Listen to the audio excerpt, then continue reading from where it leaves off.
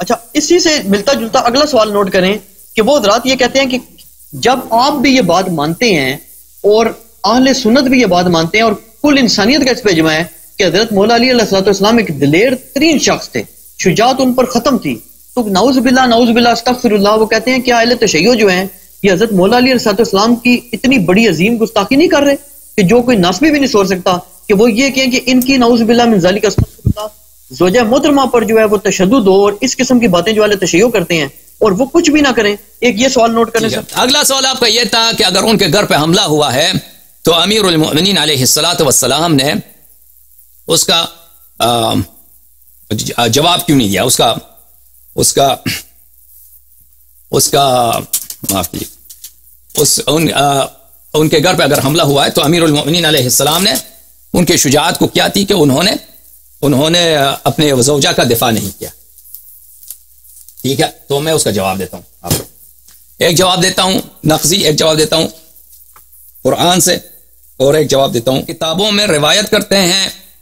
خوب ملاحظہ فرمائیے میرے معزز ناظرین، اپنی کتابوں میں روایت، اور یہ ان کے پاس بہت بڑا یہی دلیل ہے کہ امیر المؤمنین علیہ السلام نے دفاع کیوں نہیں کیا. بھائی جب تم خود روایت کرتے اپنے کتب میں کہ امیر کی طاعت واجب ہے، جو خلیفہ وقت ہوتا ہے، حاکم وقت ہوتا ہے، اس کی طاعت، چاہے وہ شیطان ہی کیوں نہ ہو، چاہے وہ ابلیس ہی کیوں نہ ہو، چاہے وہ آپ کو پہ ظلم بھی کیوں نہ ہو، اس کی طاعت واجب ہے. ملاحظہ فرمائیے عزیز، یہ کتاب ہے صحیح مسلم، ٹھیک ہے نا، یہ صحیح مسلم ہے نا، صحیح مسلم چھاپے دار الفکر، یہاں پہ باب فی طاعت الامراء وان منعوا الحقوق، امراء کی طاعت واجب ہے اگرچہ وہ آپ کے حقوق کو ضائع کر دیں. اچھا، یہاں پہ روایت ہے کن سے؟ حذیفہ رضی اللہ تعالی عنہ سے.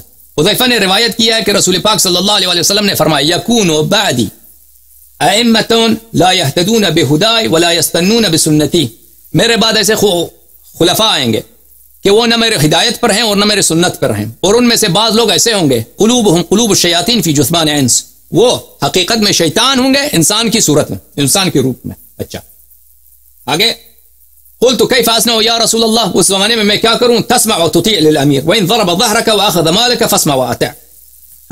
فرمایا کہ تم اس امیر کی طاعت کرو، چاہے وہ تمہارا مال لوٹ لے، امیر تمہارا مال لوٹ لے اور تمہارے پیٹھ پہ وہ کوڑے لگائے، وہ ضرب لگائے، اس کے باوجود اس کی طاعت کرو.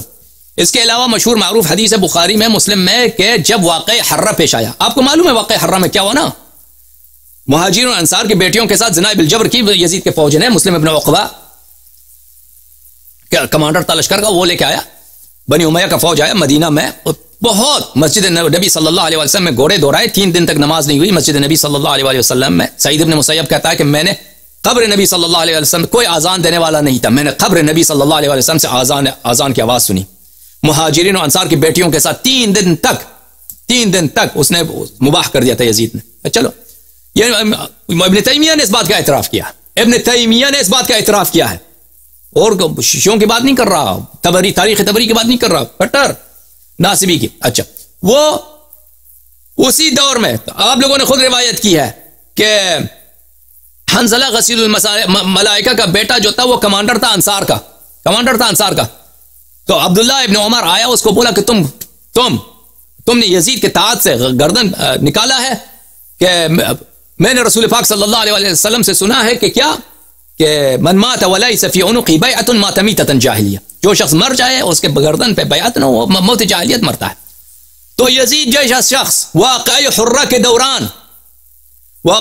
کے دوران جب انصار کے ساتھ، مہاجرین کے ساتھ مدینہ منورہ میں کیا ظلم ہوا، اس وقت جب تم نے خود روایت کی، تمہارا اجماع یہ ہے کہ یزید کی طاعت واجب ہے، تو تم کیسے، اور یزید کی طاعت واجب ہے، خلیفہ جیسا کرے اس کی طاعت واجب ہے، تو تم کیوں ہم سے مطالبہ کرتے ہو کہ جب تمہارے مذہب میں، تمہارے صحیح احادیث میں یہی ہے کہ امیر کی طاعت ہر حالت میں واجب ہے، چاہے وہ ظلم ہی کیوں نہ کرے، کیوں امیر المؤمنین علیہ السلام نے دفاع نہیں کیا؟ اچھا، اس کے علاوہ آپ لوگوں نے خود بخاری میں روایت کی ہے، میں اور دکھاؤں آپ کو، ہاں بخاری میں دلیل نقضی میں آپ کو دکھاؤں، بخاری میں روایت کی ہے کہ ابراہیم علیہ السلام نے 3 دفعہ جھوٹ بولے، ان جھوٹوں میں سے ایک یہی تھا کہ انہوں نے اپنی زوجہ کو بادشاہ سلامت کے پاس بھیجا ہے. سنا ہے نا آپ نے یہ واقعہ؟ آپ نے مولوی اسحاق صاحب سے سنا ہوگا، علی بھائی ٹھیک ہے، سنا ہے نا ابراہیم علیہ السلام کا واقعہ کہ انہوں نے اپنی خاتون بھیجا تھا بادشاہ کے لیے، ٹھیک ہے نا؟ وہ 3 جھوٹ والا توریا والا، ہاں توریا، وہی توریا اپنے خاتون کو بھیجا تھا انہوں نے، ٹھیک ہے نا؟ صحیح کہہ رہا ہوں یا حدیث دکھاؤں؟ جی جی سنا وہ سنا، ہاں سنا، ٹھیک ہے۔ تو وہ حضرت ابراہیم علیہ السلام کو ڈر تھا کہ بادشاہ قتل کر دے گا، کیونکہ ان کی وائف بہت خوبصورت تھی اور بادشاہ کو پسند آ گیا ہے، تو اگر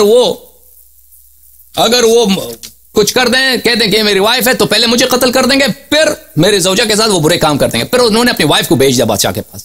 تو عزیزو، جب تم خود انبیاء کے متعلق ایسی بات کہتے ہو کہ کوئی باغیرت آدمی اس کو برداشت کرنے کے لیے تیار نہیں ہے کہ ایک کافر، وہ مسلمان بادشاہ نہیں، کافر بادشاہ، وہ بھی اس نیت کے ساتھ، ٹھیک ہے نا، کہ برے نیت کے ساتھ آپ کی وائف کو طلب کر رہا ہے، تو آپ جھوٹ کہہ کے کہ میری بہن ہے اس کو بھیج دو بادشاہ کے پاس۔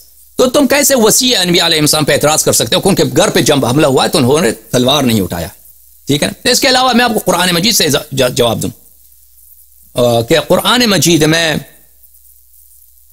وجاء قومه يرعون علیہ، حضرت لوط علیہ السلام کا واقعہ ہے کہ ان کے قوم آ گئے، ان کے دروازے پہ حملہ کیا، ملائکہ آئے تھے ان کے گھر میں قوم لوط پہ عذاب ڈالنے کے لیے۔ تو قوم کو پتہ چل گیا کہ یہاں پہ بہت خوبصورت نوجوان آ گئے ہیں، تو وہ آ گئے کہ نوجوانوں کے ساتھ یعنی فرشتوں کے ساتھ فعل بد لواط انجام دیں۔ تو حضرت لوط علیہ السلام نے یہی تو کہا بلی کہ یا کاش میں کان لی قوت او آوی الی رکن شدید، کاش میرے پاس قوت ہوتا یا میرے پاس ایسا رکن شدید ہوتا، ایسے کونے میں ایسے ستون ہوتا میرے پاس کہ اس سے میں پناہ لیتا اس وقت میں، کیونکہ ان کی ایسے بے عزتی تھی۔ ان کے گھر پہ لوگ آئے تھے، کیسے لوگ آئے تھے؟ لوگ آئے تھے ان کے گھر پہ زبردستی گھسنے کی کوشش کر رہے تھے کہ ہم آپ کے مہمانوں کے ساتھ نستجیر باللہ لواط کرنا چاہتے ہیں، زبردستی ریپ کرنا چاہتے ہیں ان مہمانوں کو۔ تو انہوں نے بھی اس وقت جہاد نہیں کیا نا، ٹھیک ہے نا؟ تو آپ ان کے متعلق کیا کہتے ہیں؟ وہ تو معصوم ہے، معصوم۔ جو جواب تم وہاں دو گے وہی جواب ہمارا یہی، اگر تم کہتے ہو طاقت نہیں تھا، قدرت نہیں تھا، وہی جواب ہمارا یہی۔ لیکن ہمارے نزدیک یہ نہیں کہ امیر المؤمنین علیہ السلام نے دفاع نہیں کیا، ہمارے نزدیک امیر المؤمنین سلام اللہ علیہ، امیر المؤمنین علیہ السلام نے دفاع کیا ہے، لیکن ان کو عہد تھا رسول اللہ صلی اللہ علیہ وآلہ وسلم سے کہ وہ کبھی تلوار نہیں اٹھائیں گے، تلوار نہیں اٹھائیں گے۔ میں آپ کو دکھاتا ہوں عزیزو، یہ کتاب ہے اصول کافی، جلد نمبر 1، چاپ دار الکتب الاسلامیہ۔ یہاں پہ صفحہ نمبر 281 میں ملاحظہ فرمائیے، صفحہ نمبر 281، یہ ہے حدیث نمبر 4۔ یہاں پہ ایک بہت لمبی حدیث ہے، یہ حدیث نمبر 4 جو ہے، اس میں خلاصہ یہی ہے کہ نبی کریم صلی اللہ علیہ وآلہ وسلم کے وفات سے پہلے اللہ تعالیٰ نے جبرائیل کو بھیجا، میکائیل کو بھیجا، اسرائیل کو بھیجا، اسرافیل کو بھیجا، ملائکہ مقربین کو بھیجا، ان سے فرمایا کہ سب کو گھر سے نکالو سوائے امیر المؤمنین علیہ السلام کو، زہرا اطہر سلام اللہ علیہ کو، امام حسن امام حسین علیہ السلام، کہ یہ میں ہم نے عہد لینا ہے۔ تو اللہ نے ان کو بلایا، اپنے اہل خانہ کو بلایا، اور امیر المؤمنین علیہ السلام سے کہا کہ یہ یہاں پہ جبرائیل آیا ہے اور ملائکہ مقربین آئے ہیں، یہ میں مرنے والا ہوں، میں یہ آپ سے وعدہ لینے آئے ہیں۔ تو وہاں پہ جو وعدہ لیا گیا تھا امیر المؤمنین علیہ السلام سے، یہ حدیث کافی طویل ہے، میں وہ متن نہیں پڑھ رہا، آپ کو جو لوگ دیکھنا چاہیں صفحہ نمبر 281 اصول کافی جلد نمبر 1، اس میں یہی ہے کہ آپ کا حق چھینا جائے گا، آپ کو تلوار نکالنے کی اجازت نہیں ہے، آپ وعدہ کریں۔ جبرائیل نے کہا ہم اس وقت تک نہیں جائیں گے جب تک یہ وعدہ نہیں کرتے، تو امیر المؤمنین علیہ السلام وعدہ کرتا ہوں۔ پھر کہا اس کے بعد کہ اس نہ صرف آپ کا حق چھینا جائے گا، آپ کو خوار و ذلیل کیا جائے گا، آپ کو تلوار اٹھانے کی ضرورت اجازت نہیں ہے۔ تو امیر المؤمنین علیہ السلام، رسول اللہ صلی اللہ علیہ وسلم نے فرمایا امیر المؤمنین علیہ السلام سے ملائکہ یہ کہہ رہے ہیں اور یہ اس وقت تک نہیں جائیں گے جب آپ عہد نہیں دیں گے۔ تو امیر المؤمنین علیہ السلام نے فرمایا اللہ کی رضا یہی ہے، میرے سر آنکھوں پر مجھے ذلیل کیا جائے، مجھے خار کیا جائے گا، میں صبر کروں گا، تلوار نہیں اٹھاؤں گا۔ پر ملائکہ نے کہا یا رسول اللہ ان سے وعدہ لے لو کہ انتہاک الحرمہ، وہ حرمت جو اللہ کا حرمت ہے، رسول صلی اللہ علیہ وسلم کا حرمت ہے، وہ منتہک ہو جائے گا، وہ منتہک ہو جائے گا، اس کی حد کے حرمت کی جائے گی۔ امیر المؤمنین علیہ السلام فرماتے ہیں جب میں نے یہ بات سنی رسول پاک صلی اللہ علیہ وسلم کی دہن مبارک سے کہ جبرائیل یہ کہہ رہا ہے، تو میں غم سے منہ کے بل زمین پہ گرا، غم سے میں منہ کے بل زمین پہ گرا اور میری چیخ نکل آئی، پکار نکل آئی کہ یہ کیا امتحان ہے یا اللہ، مجھ سے لے جا جائے گا۔ تو رسول پاک صلی اللہ علیہ وسلم نے فرمایا کہ ملائکہ یہی کہہ رہے ہیں یا علی کہ یہ نہیں جائیں گے, آپ کو وعدہ کرنا ہوگا کہ جو بھی ہوگا آپ کو ہر حالت میں صبر کرنا ہوگا, تلوار اٹھانے کی اجازت نہیں ہے. تو امیر المومنین علیہ السلام نے فرمایا کہ جب اللہ کا یہ حکم ہے یا رسول اللہ آپ کا حکم ہے, اللہ یہی کہہ رہا ہے تو ٹھیک ہے, میں ہر حالت میں یہ بھی ظلم ہو جائے یہ بھی میں تلوار نہیں اٹھاؤں گا. تو ہمارے نزدیک یہ حدیث اس کے کئی ایک ہیں, امیر المومنین علیہ السلام سے وعدہ تھا اللہ کا رسول صلی اللہ علیہ وسلم سے کہ وہ تلوار نہ اٹھائیں. اور کتاب سلیم میں ہے, کتاب سلیم کی میں حدیث آپ کو دکھاؤں میرے بھائی, یہ کتاب ہے کتاب سلیم ابن قیس ہلالی رحمہ اللہ الجزء الثانی, یہاں پہ صفحہ نمبر 586 میں پورا پڑھیں گے تو وقت بہت لگے گا. فوثب علی علیہ الصلاۃ والسلام فأخذ بتلابيبه ثم نطره فصرعه ووجاء أنفه ورقبته وهم بقتله فذكر قول رسول الله صلى الله عليه وآله وما أوصاه. امیر المؤمنین علیہ الصلاۃ والسلام نے ثانی کے کمر سے پکڑ لیا, اس کو زمین سے اٹھایا اور اس کو زمین پہ مار دیا اور اس کے ناک کو اور اس کے گردن کو زخمی کیا, اور ارادہ یہی تھا کہ قتل کیا جائے. لیکن اسی وقت رسول پاک صلی اللہ علیہ وسلم کی وصیت ان کو یاد تھی, تو اس طرح انہوں نے فرمایا والذی کرم محمد صلی اللہ علیہ وآلہ وسلم بالنبوہ, اس اللہ کی قسم جس نے محمد صلی اللہ علیہ وسلم کو نبی بنا کر بھیجا. ابن سحاق لولا کتاب من اللہ سبق واحد احد الی رسول اللہ صلی اللہ علیہ وآلہ لعلمت انک لا تدخل بیتی. اگر میرا وعدہ نہ ہوتا اللہ سے اور میرا وعدہ نہیں ہوتا رسول اللہ صلی اللہ علیہ وسلم کی وصیت نہ ہوتی تو آج میں تجھے بتا دیتا کہ تجھ میں یہ جرأت نہیں تھی کہ تو میرے گھر میں داخل ہوتا. لیکن کیا کریں کہ وعدہ ہے رسول پاک صلی اللہ علیہ وسلم سے. تو اس وقت فارسل عمر یستغیث, اس وقت عمر نے چیخ پکار مارنا شروع کیا کہ مجھے ہیلپ کرو.